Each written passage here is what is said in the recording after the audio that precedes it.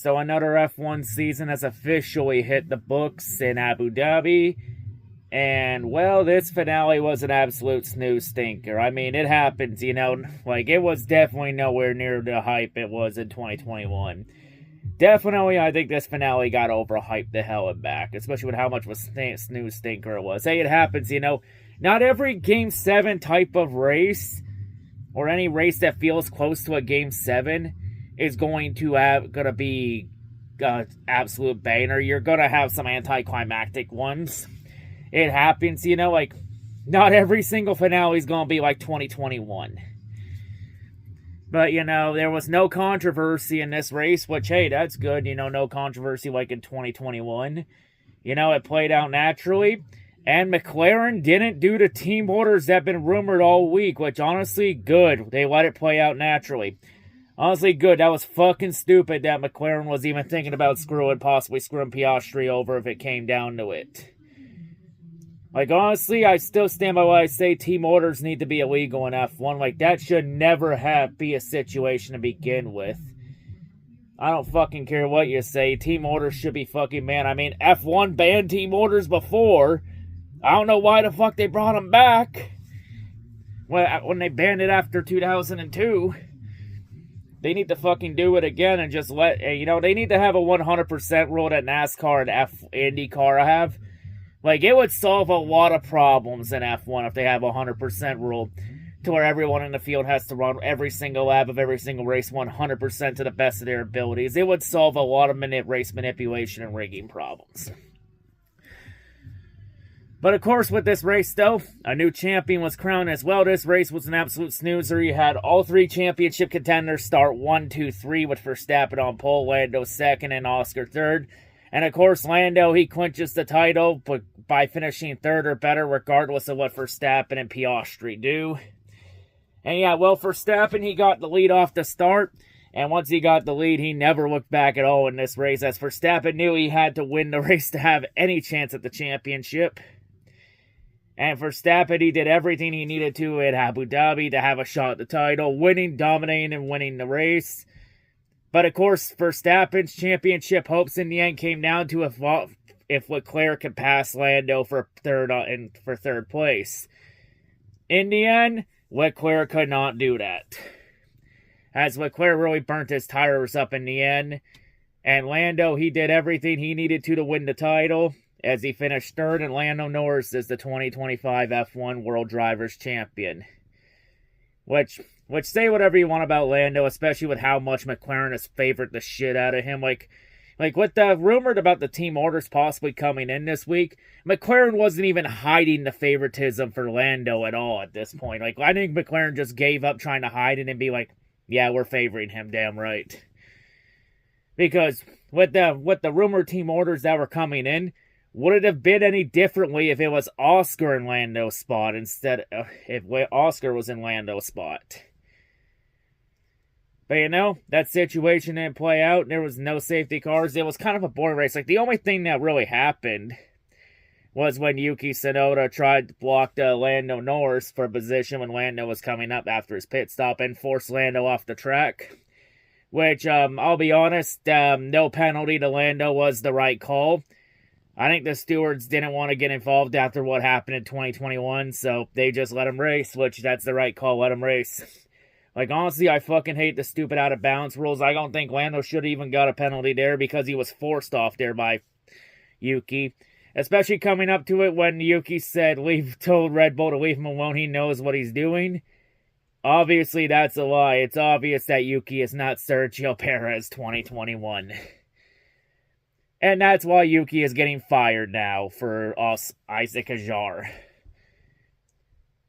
Just, yeah. Maybe someday Red Bull will actually find a worthy second driver at Red Bull. And they may have to fast, especially with the rumors about Verstappen potentially leaving after 2026 if he doesn't like the new car regulations and isn't having fun. But yeah, with Lando winning the title, I know a lot of people are going to look at Monza and look at Monza as the reason why Verstappen lost the title, because the team orders there that where Oscar and Lando swapped spots, the points that were lost there would have been enough for Lando for Max to win his 5th title. I mean, there are multiple things you can look back on to where you could say, hey, you know, if this went differently or if that went differently, Verstappen would be standing here right now a 5-time champion. But, you know, say whatever you want about Monza and the McLaren team orders and the favoritism for Lando, all you want. At the end of the day, none of that changes because at the end of the day, Max Verstappen had 24 races to not put himself in a position where shit like what happened in Monza and what happened in Qatar with Kimi giving up the spot to Oscar to Lando late in the race. Max had 24 races to not put himself in a position where stuff like that can cost him a championship. And at the end of the day, Max Verstappen failed to take advantage of it. It's also funny how everybody wants to focus on those two things, but there were other points throughout the season where Verstappen kind of cost himself the championship too. You know, like, you know, the whole thing in Spain when Max Verstappen got in a pissing match and threw a temper tantrum with George Russell in Spain. And also getting dumped by Kimi Antonelli in Spa in Austria. And then that bullshit safety car in Mexico. And some bad pit strategies when Red Bull did their best Ferrari impersonations at other points in the year.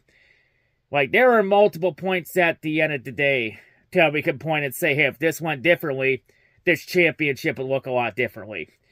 At the end of the day, as great as Max Verstappen's comeback was, Verstappen putting himself in a 104 point ended up being too much for him to overcome, and that ended up being his downfall. Like, at the end of the day, say whatever you want about what happened and what cost Verstappen the title. At the end of the day, you should never have to go into the finale needing outside help to win the championship. Like, because at the end of the day, Max Verstappen, there's really nothing he could have done differently in Abu Dhabi. He did everything he needed to, but at the same time, Lando Norris did everything he needed to win the title. And yeah, 2 points. That's the difference in this championship fight. Yeah, and also with Jeff Gluck showing that photo from that Charlotte bar, which I'm honestly surprised bars were open at 8 a.m. I'm honestly surprised they let bars open that early, especially on a goddamn Sunday. Like, I think it just shows how popular F1 truly is becoming, and I think a lot of fans need to stop underestimating F1's popularity.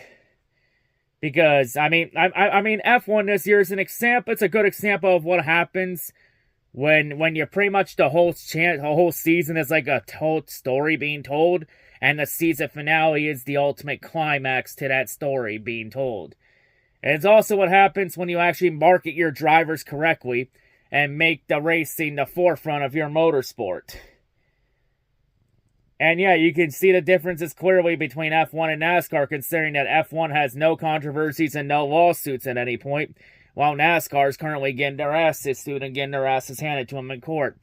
Pretty bad, too, when you have fans outside holding signs saying NASCAR, your fans deserve better, and that our sport used to be great. Which, that is true. The fans do deserve better, and the sport used to be great.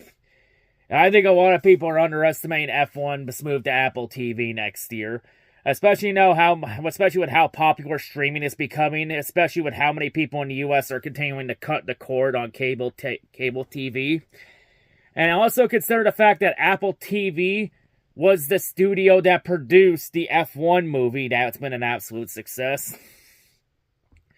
But yeah, of course, this F1 season finale in 2025, it's definitely the end of an era. You got a new car, new regulations, new engine coming next year. End of an era for sure. It's Sauber's last race in F1 before they rebrand as Audi next year. It's Renault's last race as an engine supplier, which it's kind of sad to see Renault go. Renault's had such an impact on F1 throughout the years. So Renault is now officially no more in F1. Also, the last race with Red Bull and Racing Bulls is Honda before those teams switch to Ford engines next year. Also, this was the last race of DRS, as DRS is gone for the foreseeable future. Like, a lot of things ended today in F1. Like, this was definitely the end of an era in F1. And we have a new champion in Lando Norris to cap it off. And listen, I'm not the biggest Lando fan in the world, but at the end of the day, I will eat crow. Lando Norris earned the championship fair and square. McLaren let it play out naturally. the race, the stewards let it play out naturally. And also, fun fact, did you know that this race, this 2025 Abu Dhabi Grand Prix, 4 to 5 stewards for this race were the same stewards from the Abu Dhabi controversy. So it seems like the FIA learned their lessons from what happened in 2021. But yeah, just very anticlimactic battle. But hey, I'll be honest, the right guy won the championship. Lando did everything he needed to win the title. He got it done. Congrats to Lando Norris. Congrats to all the McLaren fans. Congrats to all the Lando Norris fans like Ian Perez. Congrats to all the McLaren fans like Ian Perez on the championship. Well deserved. He scored the most points. He earned it fair and square. He was the best. He was the best driver all year. Was definitely more consistent than Max, especially early in the first half of the year. Verstappen tried. He almost pulled off the greatest comeback in F1 history. Just in the end, Verstappen fell 2 points short. Fuck, that's brutal. And especially that, this might have been the end of the line for Verstappen. Since, rumors about Verstappen possibly retiring after 2026 because Verstappen wants to do other racing in his lifetime. And also adding the fact that Verstappen's already said he has no intentions of chasing Lewis Hamilton's 7 championships. So, Verstappen honestly is content where he is at 4 titles. And that's all probably also means Verstappen really probably has no intentions of chasing Lewis Hamilton's 103 career wins record too. I don't know if he even has any intentions to go after Schumacher for second on the list, because with Verstappen's win today, which is his 71st career win, that only puts Verstappen 20 wins behind Michael Schumacher for second on the all-time wins list. And then it's another 32 wins to Lewis Hamilton.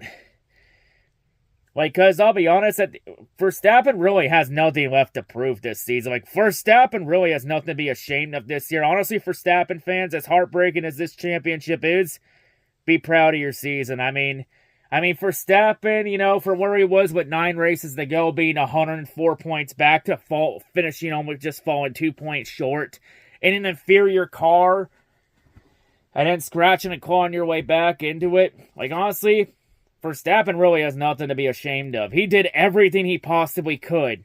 It just wasn't meant to be. It happens. Sometimes it's your year. Sometimes it isn't your year. It happens. But yeah, congrats to Lando. And also, Lando now becomes the 11th different British champion in F1 history. The first British champion. First British driver to win the title since Lewis Hamilton in 2020. And also the 35th different champion in F1 history. Yeah, say whatever you want about F1 and their lack of race winner parity, but they definitely have about the same amount of championship parity as NASCAR. Because I believe NASCAR's different championship counter is about the same as F1's. So maybe when it comes to championship parity, F1 and NASCAR aren't that different after all. But yeah, it was a pretty solid season from F1 overall. Even though the finale was very anticlimactic, which that happens, right guy won the title. Congrats to Lando. As much as I don't like Lando, I'll be a man and give credit where it's due and give Lando his flowers. He earned the title. So congrats to him, well deserved. But yeah, another season officially in the books. That's the last race recap of the season. So, next race recap won't be till February when the modified season starts. Well, actually, no, we don't know when the modified season starts. It's probably going to be New Smyrna the weekend of Super Bowl 60, a week before the Daytona 500. But yeah, that wraps it up for racing content this season, Help everyone enjoy. It was fun covering F1 this season, especially since we all knew coming in this championship was going to be wide open, but next year might be wide open too, because especially with the amount of momentum Verstappen had the second half of the year, I think next year's going to be very similar to 2021. I think it's going to be Lando Verstappen for the title. And this time, Verstappen won't be in a 100-point hole this time. It'll be interesting to see what happens with Lando next season when Lando doesn't have a 100-point cushion at the midway point of the year. But yeah, gonna be quite a championship fight in 2026. But yeah, that wraps it up here. all I say to all of my motorsports fans that watch my content is, hope everyone has a merry off season and a happy Christmas, and I'll see you all in 2026. I'm out. Congrats to Lando on the title.